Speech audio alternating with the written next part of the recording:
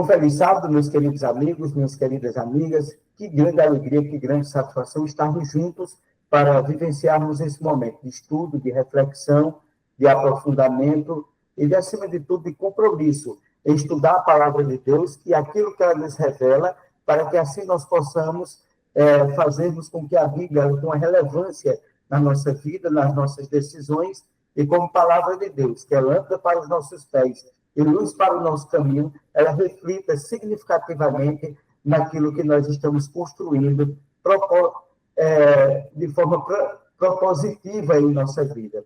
E a lição que iremos estudar nesse momento é compreendendo o sacrifício. A lição número 6. E eu gostaria de chamar a atenção de você para que nós pudéssemos ler Apocalipse, capítulo 5, versículo 9. Vem comigo na leitura. E cantavam um novo cântico, dizendo: digno és de pegar o livro e abrir seus selos, pois foste morto e pelo teu sangue nos resgataste para Deus de toda tribo, língua, povo e nação. Esse texto, ele nos apresenta a relevância e a importância do sacrifício de Jesus para a nossa vida, para a nossa existência, para a nossa salvação e para o destino da história da humanidade. É um texto que aponta o princípio, o propósito escatológico, dizendo que ele é digno de abrir um livro e seus selos, apontando uma profecia, pois ele foi morto. Olha como é importante a morte de Jesus, porque ele é maravilhoso, conselheiro, Deus forte, Pai da eternidade e Príncipe da paz, como nos diz o livro do profeta Isaías. E no capítulo 53 do profeta Isaías, mostra a relevância e a importância do sacrifício de Jesus para a nossa vida, confirmado através dos evangelhos, pelo fato de que Jesus veio ao mundo e se tornou homem, se tornou como um de nós, para viver, para crescer, para executar o seu ministério extremamente proativo, um ministério curto, mas altamente proativo, morrer na cruz do Calvário, conforme já profetizado em Gênesis 3,15, ressuscitar, ascender aos céus e fazer todo o preparo para que, do ponto de vista da escatologia, nós pudéssemos compreender aquilo que significa o futuro, para que, assim, no presente, nós possamos construir as possibilidades na confiança, na fé que nós temos nele e na graça que nos alcançou, nos prepararmos para voltarmos para a nossa morada, preparada desde o início da fundação do mundo, mas perdida por causa do pecado. E o que é que nós poderíamos apresentar aqui, que é extremamente importante? Centenas de animais mortos cada dia, um rio de sangue surgindo do lugar onde são sacrificados. Nós não estamos falando de um matador de animal, de preparo de carne para o consumo humano, nem de uma pandemia, que essa pandemia, milhares de animais, eles morreram, sangraram e seu sangue estão jorrando aí em algum lugar. Nós não estamos falando nisso. Nós estamos falando no santuário e depois do templo, do povo de Israel no Antigo Testamento e parte ali do Novo Testamento com o templo. São sacrifícios que foram dados por Deus. E nós perguntamos, mas por que tanta crueldade? Por que tanto animal morto? Por que tantas mortes de animais inocentes? O que é que isso significa e por que de tudo isso?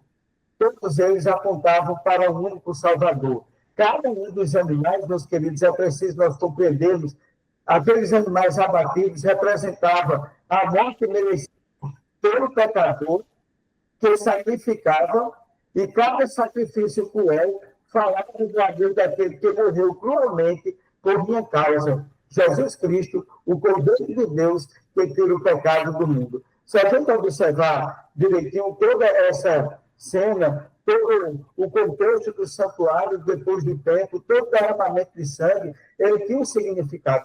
Evidentemente, você pode dizer, mas no Antigo Testamento, nós tínhamos também muito derramamento de sangue por parte de outras religiões. Mas aquele derramamento de sangue que era realizado pelo povo de Deus e por outras nações, tudo isso tinha um significado, tinha uma representação. O que era executado, realizado pelo povo de Deus, apontava para um Cristo que haveria de vir, para um Cristo que haveria de sacrificar. Mas se nós estudarmos todas as outras religiões do Antigo Testamento, se nós pudermos olhar e ler com atenção os livros de histórias, os manuais, vai ficar bem claro que nenhum Deus do passado se propôs morrer pela humanidade. Todos eles teriam sacrifício para eles, por eles, mas nunca eles. Mas aqui nós temos uma história diferente, que esse sacrifício feito pelo povo de Deus no passado apontava para um Cristo que haveria de vir para nascer, viver e morrer para a humanidade. Vocês entendem isso? Faz sentido para você compreender essa questão? E assim, meus queridos, primeiro tópico da lição, o significado dos sacrifícios. Como é importante isso, né? Em Isaías, capítulo 1, versículo 11, o livro de Isaías, a gente poderia dizer que é o evangelho do Antigo Testamento. Veja o que nos diz, notai bem o que diz o texto sagrado. Isaías, capítulo 1, versículo 11. Porque me é proveitoso a multidão dos sacrifícios, diz o Senhor. Estou cansado de holocaustos, de carneiros e seco de animal gordo. Não quero o sangue de bois, nem de ovelhas, nem de cabras. E às vezes nós podemos entender que Deus ele não está querendo da gente o que a gente tem. Né? Deus está querendo da gente uma outra coisa, um outro propósito. Eu queria que você entendesse o verdadeiro significado do sacrifício, para a gente não entender que pelo fato de ser fiel a Deus, em algumas coisas, de guardar o sábado, de ser fiel nos dízimos e nas ofertas, de ser fiel numa dieta alimentar a Deus, isso por si só vai nos levar para o céu. Não é isso. Nós sabemos que pela graça nós somos salvos. Nós não fazemos isso para ser salvos, mas fazemos porque somos salvos em Cristo Jesus. Deus instituiu o sacrifício de animais como uma forma de adoração. No entanto, chegou a dizer que estava cansado desse sacrifício. Mas é que depois dirá, seus holocaustos e seus sacrifícios serão aceitos no meu altar. Os sacrifícios que eram agradados a Deus e os sacrifícios que eram desagradados a Deus é simbolizado ali no início da história da humanidade por os personagens bíblicos. Caim e Abel. Caim representa aquele sacrifício que desagrada a Deus e Abel representa o sacrifício que agrada a Deus. E como é que nós podemos responder essa pergunta? O sacrifício de Abel ele foi agradável a Deus, como nós falamos, e de Caim ele não foi agradável a Deus. Agora, por que nós podemos verificar? Como nós podemos verificar esse contexto? O problema não estava no tipo de sacrifício. A atitude com que foi oferecido determinou a qualidade da oferta. E, nesse sentido, Caim, é importante a gente registrar, né? Caim, como os israelitas, ao longo da história, não desejava amenizar a vida com Deus. Não via em seu sacrifício um significado de salvação, mas sim como um presente, como uma dádiva a Deus, como algo que não significava um verdadeiro sacrifício. E a gente vê em Isaías, capítulo 1, versículo 11, que isso não agrada a Deus. Portanto, o sacrifício feito por Deus, né, ele reconhece que ele é pecador. Ele reconhece Jesus como seu substituto. A humildade, né? O propósito para levar o sacrifício, às vezes, nós fazemos determinadas coisas para Deus, né? Essas coisas nós fazemos muito mais como obrigação ou como uma coisa para a satisfação, e nos esquecemos de reconhecer que nós somos pecadores e que Deus é o nosso poder substituto. Deus não precisa de nada da gente, Deus quer a nossa vida, e com o reconhecimento daquilo que Ele é, daquilo que Ele fez, daquilo que Ele faz, daquilo que Ele fará, daquilo que Ele haveria de realizar na cruz do Calvário, fez com que Abel compreendesse isso e levasse o sacrifício que agradou e que agrada a Deus. Como é o nosso tipo de relacionamento com Deus? O que nós temos levado a Deus? É para aceitar Deus? É para cumprir Deus? É para satisfazer? Lembramos de que na Idade Média as pessoas precisavam pagar a indulgência, o perdão dos seus pecados, para ter um pedaço do céu, para adquirir o perdão de seus pecados. Mas não é isso que Deus está pedindo para nós. É importante também analisar o sacrifício de Abel, aceito por Deus, e de Caim, que não é aceito por Deus. Nós precisamos entender os sacrifícios que eram realizados no santuário. E o Deus, que é um livro importante para nós entendermos a doutrina do santuário, no capítulo 10, versículo 3 e 4, nos diz: mas nesses sacrifícios, os pecados são lembrados todos os anos, pois o sangue de touros e de bodes não pode tirar pecado. Aquele sangue que era derramado, que foi derramado por Abel, o sangue que era derramado no santuário do Antigo Testamento e do templo, aquele sangue, ele não que tirava o pecado, ele era uma demonstração do que Cristo haveria de vir. O verdadeiro cordeiro que tira o pecado do mundo haveria de vir para salvar a humanidade. Aquilo era uma representação, aquilo era como se nós estivéssemos participando de um acontecimento que trazia à memória aquilo que estava no futuro. Veja, que as pessoas que antecederam a cruz, eles traziam em memória daquilo que haveria de acontecer. E nós vivemos hoje em memória daquilo que aconteceu. E o que é que nós poderíamos entender? A penalidade pelo pecado é a morte. Mas a morte do animal é o castigo pelo meu pecado. Aquele animal que merecia morrer, como Cristo que haveria de vir, também não merecia morrer. O castigo pelo meu pecado é a minha morte, que representava o animal. Quando matasse o animal, era para que uma colação de que aquela vida que estava morrendo não merecia. Eu que deveria estar no lugar dele. E isso representava aquilo que Cristo haveria de vir e realizar.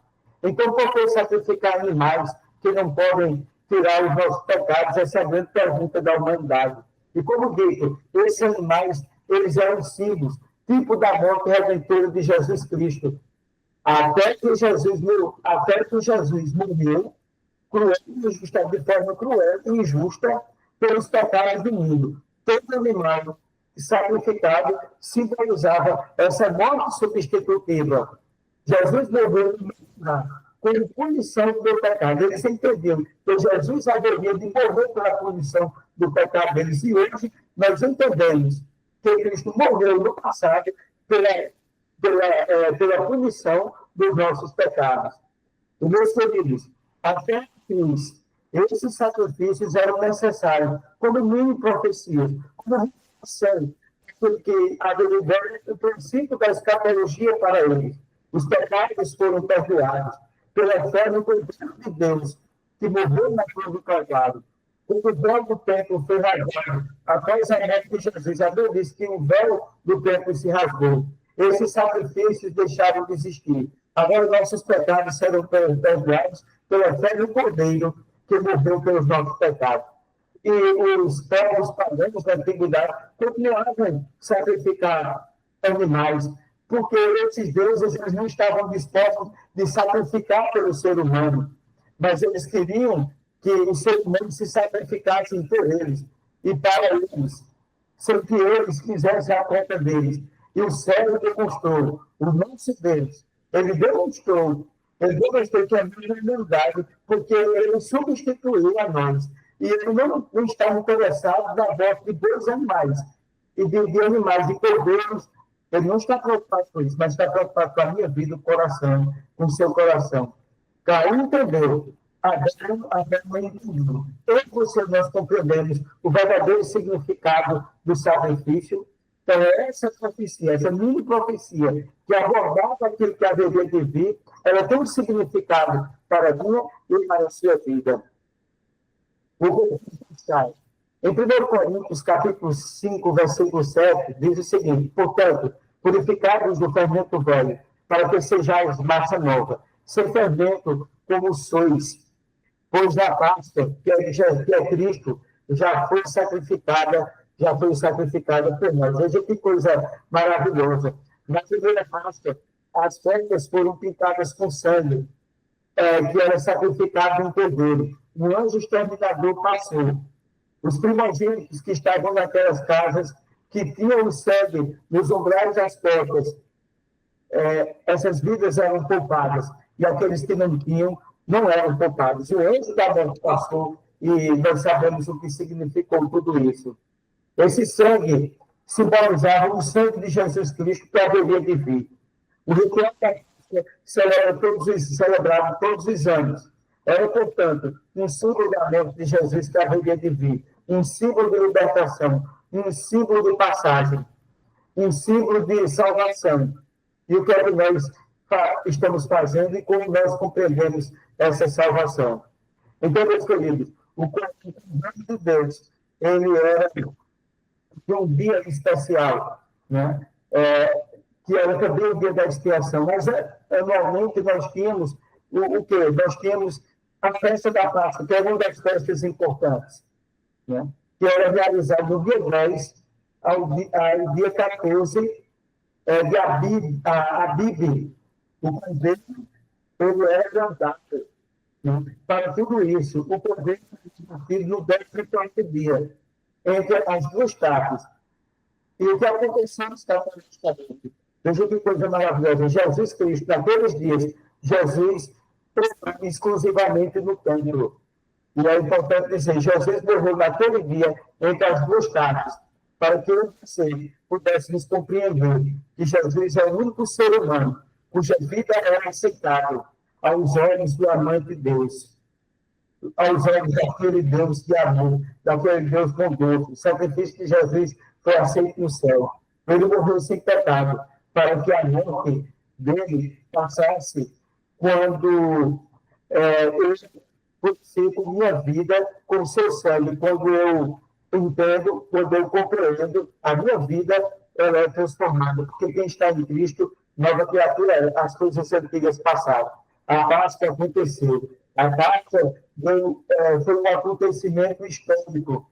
Foi um acontecimento histórico. Jesus morreu no período da Páscoa, para que assim nós pudéssemos compreender que ele era o único sacrifício capaz de salvar a humanidade. E você, como é que você pensa isso? Como é que você entende isso? Você se sente salvo por Deus? Sinta-se salvo, porque ele morreu na cruz do Calvário para te salvar.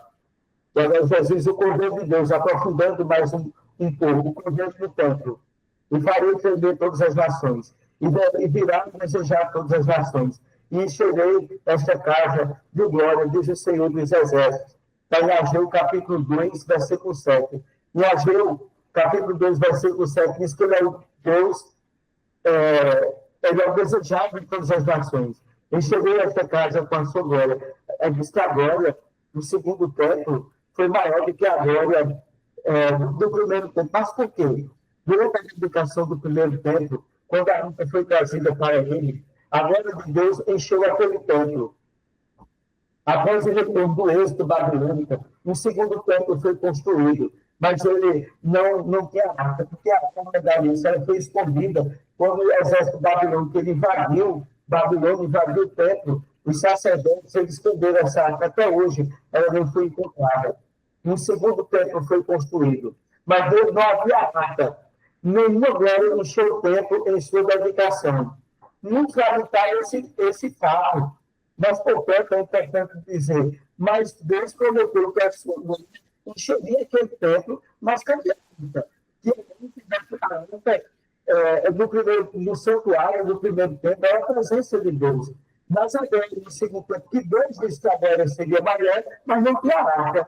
E na inauguração, nada de novo acontecendo. Mas Deus prometeu que a sua glória encheria o templo. E ele faria cordeiro de uma pessoa. E quem era essa pessoa? O desejado de todas as nações. E quem era esse desejado? Porque no primeiro templo, no santuário, Jesus não entrou. No santuário, e como ser humano. No primeiro templo, Jesus não entrou também, no primeiro templo, mas no segundo templo, construído após o exílio de Babilônia, Jesus foi chamado de Deus conosco. Deus conosco. Em Deus caminhava, ensinava e curava no templo. Agora, na presença de Deus, encheu o templo da presença de Jesus. Cada um que realizar dele dependia dessa glória. O próprio Deus estava disposto a viver de nós e morrer por nós. É por isso que a glória desse templo foi maior do que a primeira, porque ele recebia em vida é o verbo que se fez carne, o evangelho principalmente que estava sobre ele, porque ele é o desejado de todas as nações. E nesse sentido, esse caminho que veio ao mundo, nasceu, viveu, morreu e ressuscitou. Dizia em alta voz, o cordeiro que foi morto é digno de receber o poder, a riqueza, sabedoria, força, honra, glória e louvor. Para ele é oferecido tudo isso. Os deuses desse mundo, criado pela mente humana, o ser humano criou deuses para que eles pudessem controlar, para que eles pudessem tornar com seus presentes, com seus atributos. Não é o homem que controla Deus, mas o homem que não é Deus que controla o mundo, o universo, mas são as pessoas que querem controlar Deus, dar sacrifício a Deus, dar dinheiro a Deus, dar bênção a Deus, para que Deus possa favorecê-los. Meus queridos, ao nosso Deus, não. Né? Ele é diferente. Dois Ezequiel, Isaías e João puderam encontrar o trono de Deus em visão. Enquanto Ezequiel era um mero observador, Isaías e João, eles interagiram com a cena. Veja que coisa maravilhosa. Em Isaías 6 e Apocalipse 4, João e Isaías dizem, eles viram os anjos que louvaram. Lá em Isaías, capítulo 6, versículo de 1 a 3, e Apocalipse, capítulo 4, versículo 1 diz, que eles viram anjos que louvaram e diziam, Santo, Santo, Santo, Santo. 3 vezes. Veja como é maravilhoso isso. Isaías se sentiu indigno e aí, no capítulo 6, João chamava, por ninguém digno, né? Apocalipse, capítulo 5, versículo 4, Isaías, capítulo 6, versículo 6. E João e Isaías, eles choravam. Isaías se achava indigno, e João chorava, por haver ninguém digno. Veja que coisa maravilhosa. Isaías teve seu pecado tirado. João viu o cordeiro morto, tocado pelo seu pecado. Veja que coisa interessante. Na indignidade, aumenta a dignidade do cordeiro. Eu digo na dignidade humana. Ao ser morto, Jesus mostrou 2 coisas importantes para nós. A primeira, que Deus nos ama, a ponto de sacrificar por nós. Os deuses desse mundo, adorados pelos homens do passado, os ídolos desse mundo, eles não estão aptos para que você, se sacrificar por você, para dar a vida por você. Não, esses deuses são passageiros. Eles não têm nada para nos oferecer. São obras da mente humana ou obras da mão humana. Segundo, que nossa condição de pecadores é tão grave e desesperada que somente através da cruz de Cristo, eu e você, nós podemos ser salvos. Meus queridos, o que é que eu poderia dizer nessa lição? Eu vou ler agora, Ellen White, 19 de julho de 1898, diz o seguinte: Jesus é a nossa garantia. Eis o Cordeiro de Deus que tira o pecado do mundo. Cristo, nossa Páscoa, foi imolado por nós. Cada gota de sangue derramado pelos seus sacrifícios judaicos apontavam para o Cordeiro de Deus. Todas as ofertas típicas foram cumpridas nele. O tempo encontrou outro tempo, quando morreu na cruz. Ele veio para tornar possível, através do sacrifício de si mesmo, a eliminação do pecado. Ele fazia essa redenção. Fomos comprados pelo preço. E Cristo nos convida a permitir que Ele leve nossos pecados e impute a sua justiça em nós. Receba esse presente. Entrega teu caminho ao Senhor, confia nele e o mais Ele fará. Que lição maravilhosa, que lição extraordinária, que lição que pode nos ajudar a compreendermos essa mini profecia, que apontava aquilo que Cristo haveria de vir, tanto nos sacrifícios do templo, no sacrifício santuário, como também no sacrifício do templo. Tudo aconteceu em Cristo. Tudo é por Ele e por meio dele. Que Deus nos abençoe, que Ele nos guarde, que Ele nos faça entender que digno é o Cordeiro de receber a honra, a glória e o louvor. Que Deus nos abençoe, meus queridos. Aonde você está, que você compreenda isso. A Bíblia diz em João 3,16: Deus amou o mundo de tal maneira que deu o seu Filho unigênito, para que todo aquele que nele crê não pereça, mas tenha vida eterna. Convido você, nesse momento, a fecharmos os olhos e orarmos ao nosso Deus. Amado Deus, querido Pai, Pai de amor, de bondade e misericórdia, nós te agradecemos, Senhor, porque de uma maneira maravilhosa, de uma maneira especial, estabeleceste o plano da redenção. Até a tentação compreendeu o significado desse plano. Caim não compreendeu. E Caim representa exatamente aqueles que não compreendem, aqueles que não aceitam, aqueles que veem na perspectiva humana. Mas que nós possamos ser Abel, um Abel moderno, para que nós possamos compreendermos aquilo que foi feito, aquilo que está sendo feito, aquilo que se fará, para que assim nós possamos estarmos com o nosso nome escrito no livro da vida do Cordeiro. Abençoe-nos para que nós tenhamos uma vida feliz ao teu lado. Abençoe a cada pessoa que nos acompanha nesse momento.